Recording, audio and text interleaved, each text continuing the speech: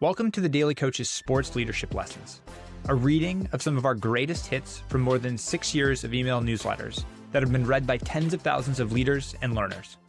If you want our latest newsletter delivered to your inbox every day, you can subscribe for free at thedaily.coach/subscribe or follow the link in the description. Playing for nothing and everything. August baseball can feel like purgatory. The lights are still bright, the games still count, but for teams out of playoff contention, the roar fades to a murmur. The standings say it's over, yet the schedule says you've got 40 games left.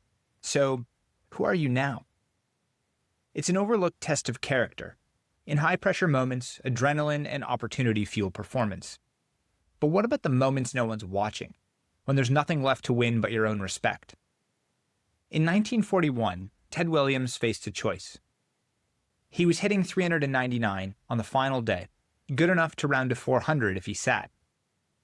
His manager offered him the day off, but Williams refused. He played both games of a doubleheader, went 6 for 8, and finished at 406. He could have coasted. Instead, he bet on his standard. "If I'm going to be a 400 hitter, I want more than my toenails on the line," Williams said later. Toenails on the line is a metaphor for just barely crossing a threshold. He wanted to earn it fully and leave no doubt.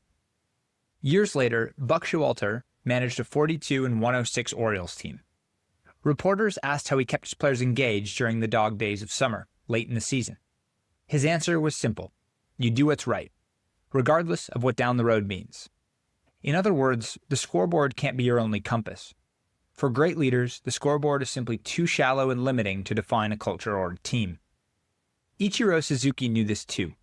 For much of his career in Seattle, October baseball was a fantasy. Yet his preparation never wavered. Early cage work, stretching, every detail precise. He spoke about valuing the human element of the game, the emotions, and the pride in doing something well, no matter the stage. Suzuki knew that every time he took the field, there were people who bought tickets with their hard-earned money, and they deserved his best effort. Just like the great Joe DiMaggio, who when asked why he played so hard all the time said, "Because there might be someone out there who's never seen me play." That's leadership without a microphone.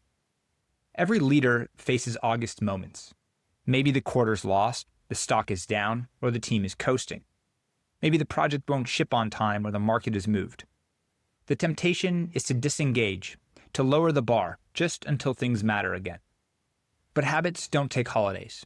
If you compromise the standards in the quiet months, you might not find them when the lights come back on.